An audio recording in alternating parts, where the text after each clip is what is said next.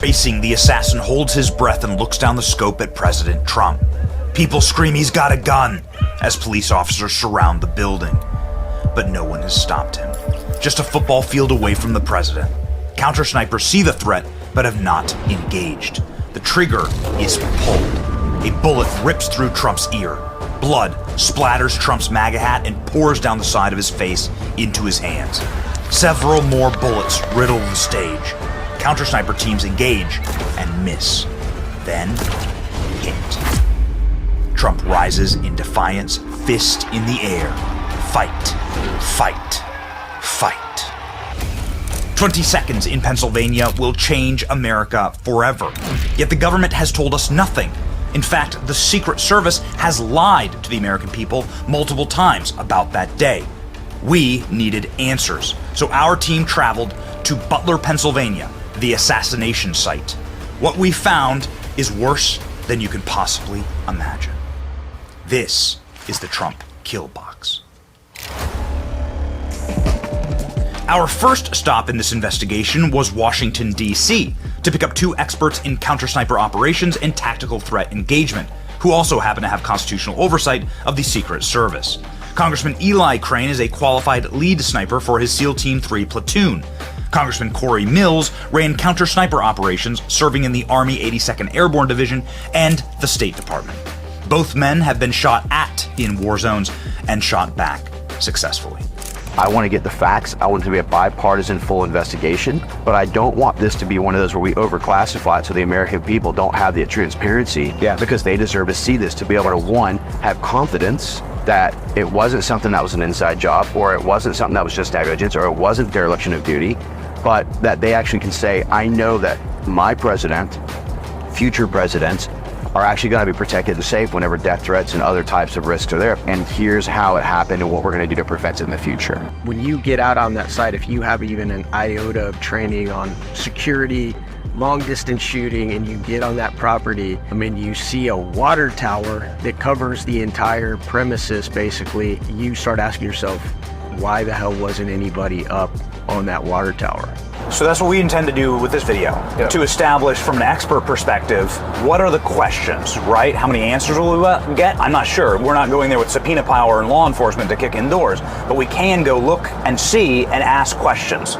So these are the questions that I want to sort of open the table up for. What are the biggest gaps or holes that you men see right now? Definitely, I want to know why there wasn't counter snipers on the tower. I want to know who made the call to send the shooters or the security team outside of that second story window that had clear coverage over the shooter. I also want to know where this young 20-year-old kid with no military experience got his training, because I'm hearing he had advanced explosives. I mean, at the end of the day, we've got to figure out how a 20-year-old kid acting alone by himself got within 150 yards. It's one of the most powerful, one of the most loved, but also one of the most hated individuals on the entire planet. I've only been here 10 seconds. I am blown away by the fact that there is no law enforcement, there's no government investigators, there's no Secret Service, nothing's cordoned off. Nobody seems to have any specific interest in investigating anything. You'd assume there'd be a crime scene of the century, right? Nope. While on the ground, we are going to investigate 5 fatal security failures that created the conditions for Trump to get shot. Rooftop kill zones, security dead zones, Overwatch, the sniper's nest, and communications collapse. All of these elements combine into what the military calls a kill box. A kill box is a 3-dimensional target area designed to facilitate maximum likelihood of a casualty event. On July 13th, Trump was in the kill box. This is shockingly close. Officer on the roof would have prevented this entirely. The first location to investigate was the Secret Service sniper's nest atop the red barns behind Trump. The assassin, Thomas Crooks, was an obvious person of interest to law enforcement. He was denied entry to the Trump event by Secret Service and had been flagged by local police for skulking around the AGR manufacturing building with a rangefinder 90 minutes before the shooting. He accessed the roof by climbing up on an air conditioning unit and traversing the interconnected rooftops with a backpack. His movements were slow, lumbering, and obvious to anyone with a line of sight. Crooks even pointed a gun at police officers and rally-goers alike who were filming him from the ground. Police had completely surrounded Crooks by the time he was in position to fire on Trump. New footage recently released shows Crooks atop the roofline of the building 3 whole minutes before firing shots. You can see his head and torso and firearm. The snipers atop the Red Barn location had clear line of sight to engage the shooter, but did not fire until Trump had been shot. We climbed up onto the Red Barn sniper nest position to see what those snipers saw that day. You had one guy here who's got a slightly elevated position. People in those windows, which could see the backside of those buildings, it would have 100% coverage if you're communicating.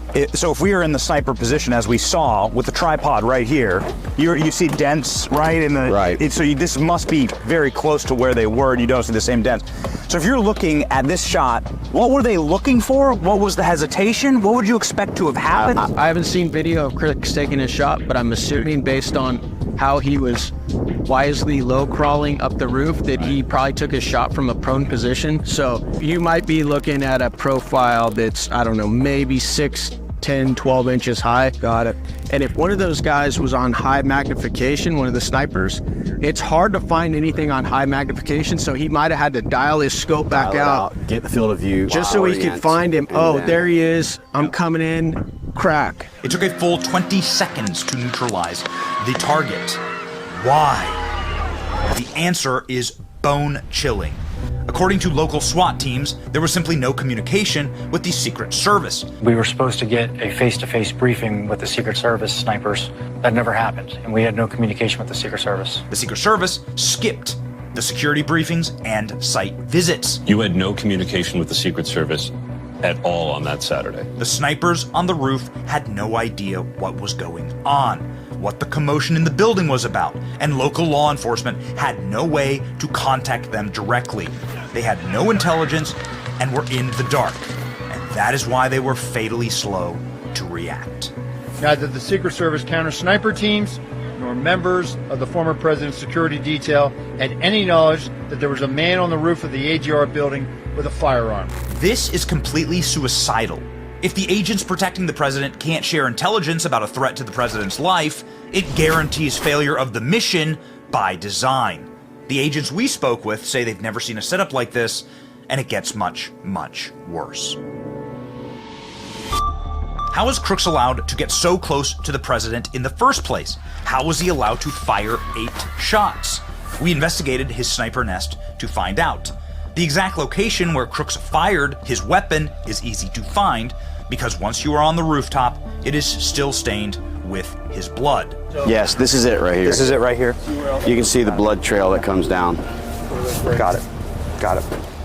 So they're right where Trump was. Right. They're where Trump was right there. As your basic training boot camp soldier, that they make twice this distance shot to pass boot camp with iron sights, not with a red dot, not with a scope, with any magnification or any type of a, red dot sight. It's that much easier of a shot.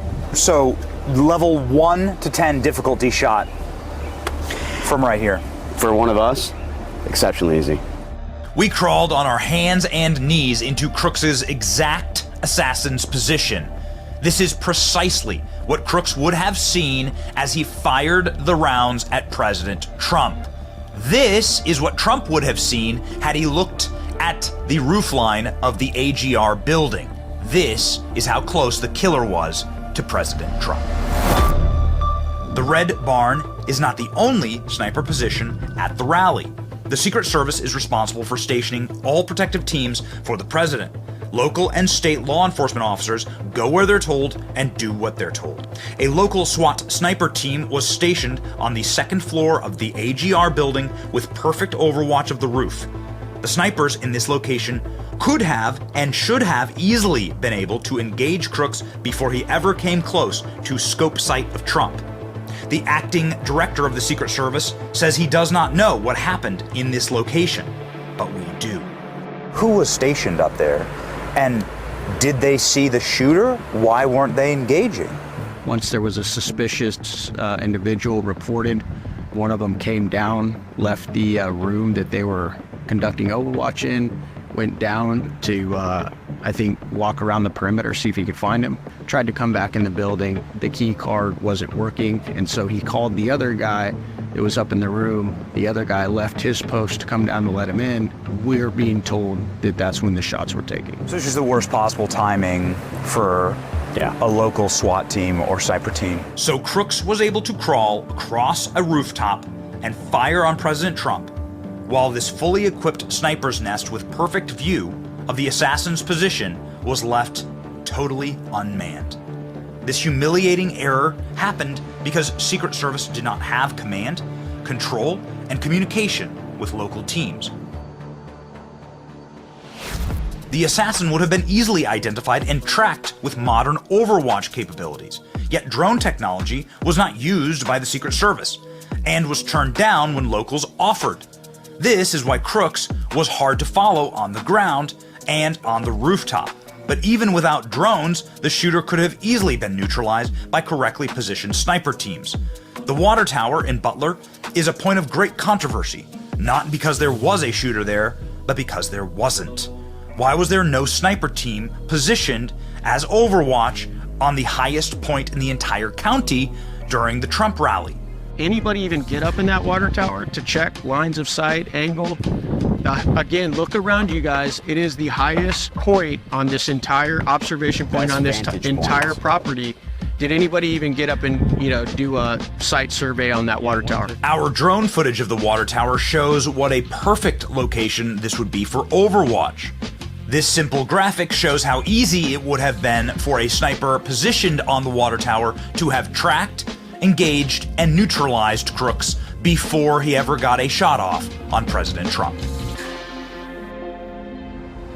A security dead zone is an area at an event where the general public can enter and exit without ever being screened by security.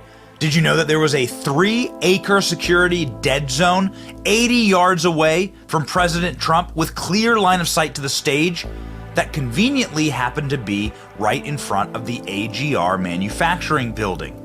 The chaos that this security dead zone created allowed for Thomas Crooks to scope out the building with a rangefinder and eventually climb up to his sniper's nest and shoot President Trump. So anyone carrying any bag or anything could have walked right up to this fence line. They were all in it. And if you look at where that orange flag is on the ground, I mean, that's essentially the stage area. Any person, let's just assume that person is a paramilitary trained individual with terrorist connections who walked across our southern border. Just for worst case scenario, any group or anyone could have walked right up to this fence line and been how far away from the president? Roughly from here. What do you got? 100 yards? Okay. You've got a backpack with a concealed collapsible that you set down, unzip, and pull from here. You're 100 yards. And what's to stop 15 men from doing that? Nothing. At the same time? That they could have parked on the side of the road, walked that back path by the water tower, and come straight to this point, and you're 100 yards without even have ever touched the security element. There are plenty of people who are willing to die to take a shot at the president, no matter who the president is. That's right. President Trump's particularly high value target. Right. There's no doubt that there would be 15 men with terrorist associations in the country right now. Well, I think that if you look at the 400 plus who's crossed our open borders on the known terrorist watch list, I think that it's very self-evident that we all know that they're here. It's just a matter of if and when. It's critically important to remember that no matter how bad the events of this assassination attempt were, because of the failures of the Secret Service, they could have been much, much worse. This is the FBI flag where President Trump was standing and was shot. That's the spot right there. Guys, this is a kill box, is what it is. It's a kill box. And according to all of our sources, these roofs over here and the roof over there, none of that had any security on it. There were open rooftops in every direction. Professional snipers can hit targets at 2,000 yards. There are 7 unsecure rooftops in full line of sight to Trump in that range. I'm no security expert, but I look around, and if somebody was able to crawl up on that rooftop, there are rooftops in every direction. This does not seem like a wise place to have ever approved of a rally. Am I wrong? It seems like there's a lot of structures that are, very threatening to the president in this spot. These buildings take up like his rear, his 180. And so what we're looking at, most of our threats are, these buildings out in here, and most of them are well within the distance that a trained shooter would be able to execute. Standing right up here and looking at this, Congressman, for the first time, seeing it again with fresh eyes, would you have authorized the president give a speech? Sometimes in units like that, whether military or law enforcement, you're told, this is what we're doing, make the best of it. This is why it's so important as well to have a security team who's willing to push back and say, sir, we don't have enough available resources and assets to secure certain areas. That's where that prioritization of where would I you have to almost put yourself into the mind of someone who would try and make this and say, where would I be? What would I do? If a trained professional sniper had decided to kill Trump that day, God forbid. We have established beyond a reasonable doubt that President Trump was intentionally put into the kill box on July 13th. So who's responsible for this fatal security plan? Who cut the communication lines? Who kept Trump on stage? And who will be held criminally liable for these deadly decisions? We have so many questions after our investigation of the assassination site, but one thing is crystal clear. There are forces that wanted President Trump dead. The obscene security failures created the conditions for a live TV execution. These failures are unforgivable and have inspired regular Americans to ask questions like this. Was there a stand-down order, Ms. Cheadle? Was there a conspiracy to kill President Trump? The head of the Secret Service resigned in disgrace after this question, but her replacement continues the same failed policies that sent a bullet through Trump's head.